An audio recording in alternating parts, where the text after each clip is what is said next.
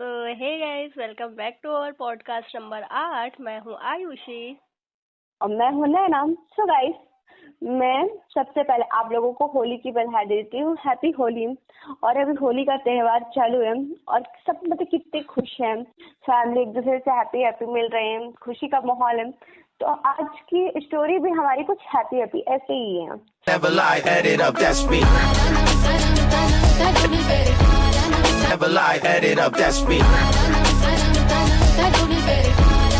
So guys, मैं सबसे पहले स्टोरीज बता देती हूँ जो आज हम कवर करने वाले हैं। तो सबसे पहले अनफिनिश्ड लव, दूसरी है ब्लड लव और रिवेंज, थर्ड है द प्रॉमिस माना कि हम यार नहीं, उसके बाद है ये कैसी पागल प्रीत है, फिर है मैं मतवारी और लास्ट में silent shadows Shekhawat brothers saga. So first story हमारी अनफिनिश्ड लव। सो ओके, जो स्टोरी में जो मेन लीड है हमारी आरोही मेहता एंड कबीर खन्ना है। स्टोरी की स्टार्टिंग में हमें बताया जाता है कि आरोही डिजिटल एलो इंटर्नशिप ज्वाइन की है एलो डिजिटल कंपनी में। वेल, आरोही है जो सीए बनना चाहती थी पर वो बन नहीं पाई, तो इसलिए वो डिजिटल वर्ल्ड में आ जाती है। और यहाँ उसकी फ्रेंडशिप होती है ईरा शर्मा से, पर उससे उसकी फ्रेंडली वाइब आती है स्टार्टिंग में। देन आगे है जो वाइब अच्छी नहीं आती, थोड़ी निगेटिविटी वाली आती है, तो साइड हट जाती है।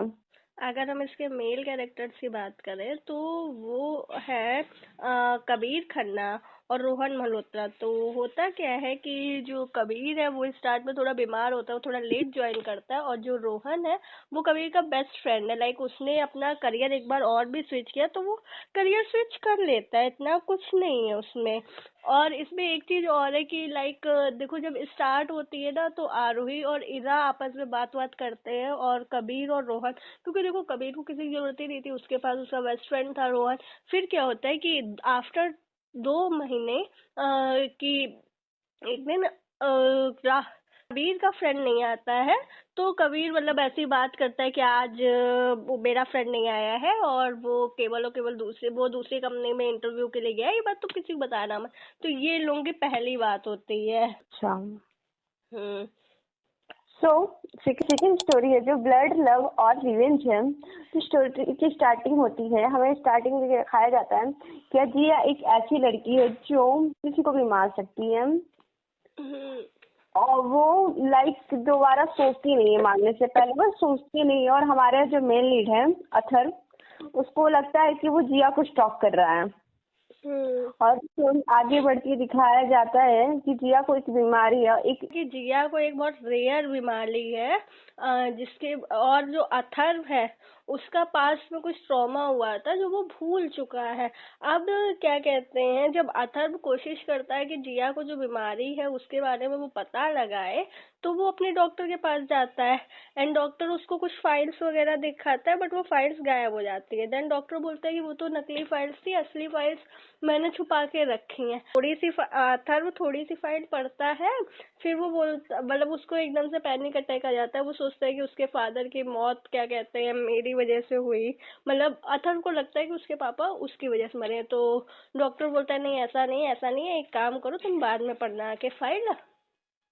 वो फाइल फिर वहां से गायब हो जाती है। तो अब वो ये नहीं समझ में आ रहा है कि जिया और अथर्व में से कौन एक दूसरे को लाइक स्टॉक कर रहा है। अभी तक अथर्व को लग रहा था कि वो जिया को स्टॉक कर रहा है, लेकिन जब चीजें आगे बढ़ती है, मतलब अब जैसे फाइल गायब हो गई तो इतना तो क्लियर हो गया कि जिया अपने बारे में किसी को बताना नहीं चाहती और वो अथर्व के बारे में सब कुछ जान चुकी है, क्योंकि भाई उसके पास वो फाइल जा चुकी है।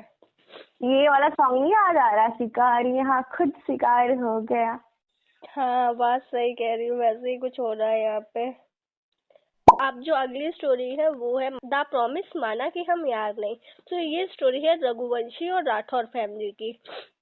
देखो अभी तक बस 7 चैप्टर आया, तो तुम लोग आसानी जाके पढ़ सकते हो। वेल, मैं तो यही कहूंगी कि बुक में हर चीज एकदम स्वीट सी जॉइंट फैमिली है जो सबके सामने तो एक बिजनेस चलाती है बट अंडरवर्ल्ड माफिया है।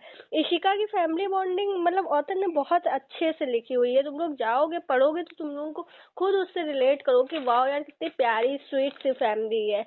और टॉकिंग अबाउट राठौर, तो उनके यहाँ पे भी एकांश और विवान राठौर है। बाकी उनकी फैमिली बहुत स्वीट है, बस एक कलेशी बुआ है जो हर किसी की फैमिली में होती है। आगे भी बहुत सारी चीजें, देखो 7 चैप्टर तक हुए हैं, तो अभी अगर मैं स्पॉइलर टीजर ट्रेलर कुछ भी दूंगी तो अच्छा नहीं लगेगा, तो तुम लोग खुद जाके पढ़ो और फिर बताओ कैसी है। तो हम चलते हैं नेक्स्ट, फिर से हम लोग चलते हैं हाई स्कूल ड्रामा पर। हाँ। जो वो लाए हैं उनका नाम है ये कैसी पागल प्रीत रे। अच्छा, तुम लोग कभी सोचे हो एक मेले में गए हो और अचानक से तुम्हारा कोई हाथ पकड़ ले, तुम्हें खींच के लेके जाए और तुम उसे देखते ही रह जाओ। तो ये था हमारी जो मेन लीड की कहानी, मुलाकात होती है। मैं उसकी बात करी, जो सीविका है, जो 17 साल की है और वो अपने मम्मी पापा और भाई के साथ दुर्गा माँ के मेले पे गई है। देखो, जैसे पिछली स्टोरी में आयुषी ने कहा था, मैं वही कहूंगी, ऑथर ने सीविका को बहुत अच्छे से लिखा है। उसकी क्लम्सीनेस, बिहेवियर, उसकी बेफिक्री, उसकी मस्ती, सब कुछ लिखा है। और अगर हम हमारे मेन लीड की बात करें तो वो है अक्षित मल्होत्रा। वो 22 साल का है, इंट्रोवर्ट है, गिटार बजा लेता है, फोटोग्राफर है और सबसे बड़ी बात वो फिजिकल टच से डरता है। तो एक है शिविका जो बिना उसको देखे, बिना उसका चेहरा देखे उसको अपना भाई समझ के उसको हाथ पकड़ के खींच के ले गई। वही दूसरी तरफ अक्षित है जो फिजिकल टच से इतना डरता है। तो देखो आगे क्या होता है। इन लोगों ने एक ग्रुप भी बनाया है। अच्छा। और मतलब कि उनके दोस्त ने बनाया है, उस मेन लीड के दोस्त ने बनाया, फिर से ढूंढते हैं इंस्टा पे, फिर से ज्वाइन करते हैं। अच्छा। हाँ, और मेन लीड को पता कि वो वही लड़की है मेले वाली, परिचय नहीं पता है।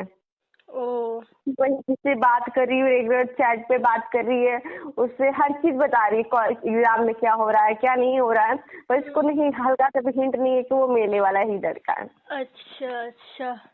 तो अब मैं बताती हूँ अगला हाई स्कूल रोमांस जो मैंने पढ़ा। तो मैंने पढ़ी मैं मतवारी।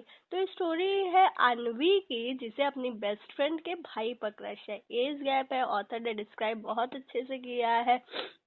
भाई जैसे हम लोग अपने आपस में लड़ते हैं ना, और क्रश के सामने एकदम से मतलब नम हो जाते हैं कि समझ ही नहीं आता कि क्या हरकतें कर रहे हैं, वैसा ही इसमें भी है। तो स्टोरी है अनवी की, जिसे अपने बेस्ट फ्रेंड के भाई पर क्रश होता है। एज गैप है और ऑथर ने डिस्क्राइब बहुत अच्छे से किया है। तो होता क्या है कि अनवी की एक बेस्ट फ्रेंड होती है कीर्ति, जो ट्रांसफर होकर वापस अनवी के इधर ही रहने आती है। तो ये उसके बाद अनवी फिर उससे तैयार होकर मिलने जाती है। मतलब वो उन्होंने बहुत अच्छे से डिस्क्राइब किया है कि यार जब आप अपने क्रश से मिलने जाते हो कितने खुश होते हो, और भाई बहन की बॉन्डिंग हर कुछ बहुत अच्छे से दिखाया है। जो हमारी लास्ट स्टोरी है जो हम लाए हैं उसका नाम है silent shadow, Shekhawat brother saga. तो स्टोरी में 4 भाइयों की जिनकी मॉम की डेथ हो जाती है, उन भाइयों को उनकी मॉम की डेथ के बाद पता चलता है कि उनकी मॉम का नाम गीतांजलि शेखावत है। वो रियल में साउथ इंडिया में केरला की है और एक रिच फैमिली से बिलोंग करती है। देखो स्टार्टिंग में उन लोगों को ये लगता है कि इनके मॉम का नाम गीतांजलि शेखावत है, बट जब वो डेथ वगैरह हो जाती है तो फिर उन लोगों को पता चलता है कि उसका नाम गीतांजलि शेखावत नहीं बल्कि गायत्री वर्मा है। और उसकी पूरी फैमिली जो थी गायत्री की, उसको लाइक एक मिस्टीरियस तरीके से मर चुकी है, बस गायत्री अकेली बची थी। फिर भी होता है कि उन लोगों का जो घर था पुश्तैनी घर, वो बेचने वाला होता है। उसका जो गायत्री का अंकल वगैरह होता है वो बेचने वाले होते हैं। तो ये चारों जाते हैं और वो घर मतलब बचाने की कोशिश करते हैं। अब होता क्या है इस सिनेरियो में कि जो 4 भाई हैं वो 4 चीजें फील करते हैं। जो बड़ा वाला है उसको लगता है कि मेरा कंट्रोल मेरे छोटे भाई बहनों से हट रहा है। दूसरे नंबर वाला जो भाई है वो सोचता है कि उसे लाइक मतलब, और दूसरा मतलब तीसरे नंबर नहीं, दूसरे नंबर वाला जो भाई होता है वो सोचता है कि उसे लाइक घर में बहुत सारे क्लूज मिल रहे हैं कि वो जिससे पता लगा सके कि उसकी मॉम कैसे डेथ हुई और जो उसकी पूरी फैमिली खत्म हुई थी उसकी मम्मी की, वो कैसे हुई थी। जो तीसरा वाला है उसको वो घर भूतिया लगता है, उसको मतलब अथवाएं फील होती है। जो चौथा वाला है उसको लाइक लगता है कि मतलब उसको लगता है उसको मतलब उस घर से बहुत ज्यादा लगाव हो जाता है। उसको लगता है कि वो वॉल दीवारें और हर चीज जो होती है उसमें वो कंफर्ट ढूंढ लेता है। ये है। सो गाइस, आज के लिए इतना ही। मिलते हैं नेक्स्ट वीडियो में। आप लोग फटाफट कमेंट करिए, लाइक करिए और कमेंट करके बताइए आपकी फेवरेट पार्ट कौन सी लगी इस वीडियो में, और अपनी बुक सजेस्ट करें कि आपको कौन सी नेक्स्ट बुक पढ़नी है, जाननी है। चलो फिर तब तक के लिए बाय बाय।